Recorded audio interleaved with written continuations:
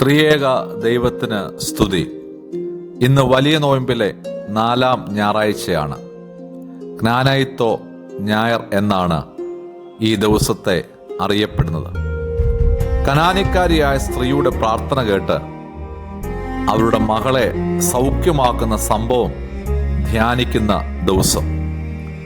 ഒരു കനാനി സ്ത്രീ വന്ന് അവനോട്, കർത്താവേ, ദാവീദ് പുത്ര, എന്നോട് കരുണ തോന്നണമേ, എൻ്റെ മകൾക്ക് ഭൂതോപദ്രവം കഠിനമായിരിക്കുന്നുവെന്ന് നിലവിളിച്ച് പറഞ്ഞു. ഭൂതം ബാധിച്ച തൻ്റെ മകൾക്ക് വേണ്ടി അവൾ ഉറച്ച വിശ്വാസത്തോടെ പ്രാർത്ഥിക്കുകയാണ്. നിരാശ നിറഞ്ഞ അവളുടെ ജീവിത അനുഭവങ്ങളെ അവൾ യേശുവിനോട് വിവരിക്കുന്നു.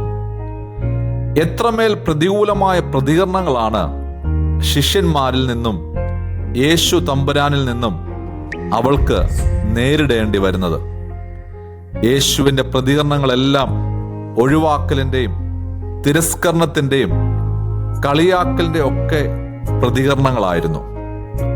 അവൾക്ക് മുഖം കൊടുക്കാതെ നടന്നു നീങ്ങിയ യേശുവിൻ്റെ പിന്നാലെ എല്ലാ കളിയാക്കലിനെയും അതിജീവിച്ച് അവൾ തമ്പുരാനുള്ള പ്രാർത്ഥന, നിലവിളി തുടരുകയാണ്. ഇവൾ ഒരു പ്രതീകമാണ്. സുബോധം നഷ്ടപ്പെട്ട ഒരു തലമുറയ്ക്ക് വേണ്ടി പ്രാർത്ഥിക്കുന്ന ഒരമ്മ. അമ്മമാർ എല്ലാ കാലവും നമുക്ക് വേണ്ടി പ്രാർത്ഥിക്കുന്നവരാണ്.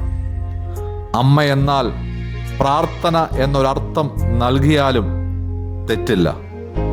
എന്നാൽ ഈ കാലത്ത് പ്രാർത്ഥിക്കുന്ന, കരയുന്ന, മക്കളെ പ്രതി നോമ്പെടുക്കുന്ന, ഉപവസിക്കുന്ന അമ്മമാർ കുറഞ്ഞു വരുന്നു. സുബോധം നഷ്ടപ്പെട്ടുകൊണ്ടിരിക്കുന്ന ഒരു തലമുറ, ഓരോ ലഹരികൾക്ക് അടിമകളായിക്കൊണ്ടിരിക്കുന്ന യുവതി യുവാക്കൾ. നമ്മുടെ തലമുറകളുടെ ലക്ഷ്യം വല്ലാതെ ചെറുതാവുന്നുണ്ടോ? മാനം കെട്ടവരും മാനം കെടുത്തുന്നവരും ഏറുകയും ബഹുമാനമുള്ളവർ വല്ലാതെ കുറഞ്ഞു വരികയും ചെയ്യുന്ന ഒരു പുതിയ കാലം.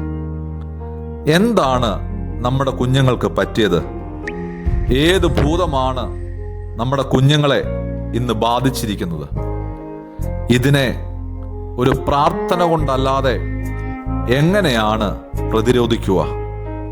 യേശു തമ്പുരാൻ ക്രൂശിനോട് അടുക്കുമ്പോൾ പറയുന്നു, നിങ്ങൾ എന്നെ ചൊല്ലി കരയണ്ട, നിങ്ങളെയും നിങ്ങളുടെ തലമുറകളെയും ഓർത്ത് കരയുവീൻ.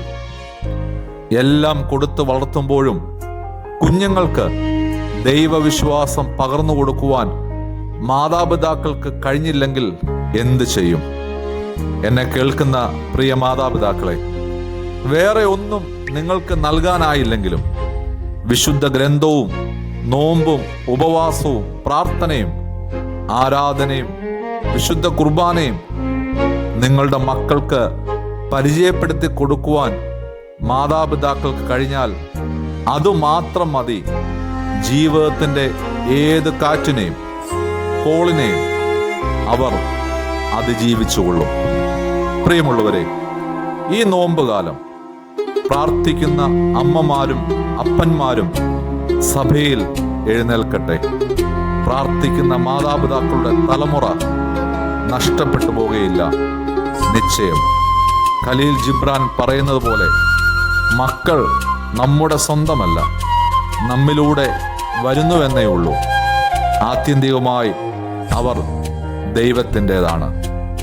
ദൈവനാമം മാത്രം മഹത്വപ്പെടുമാറാകട്ടെ. ആമീൻ.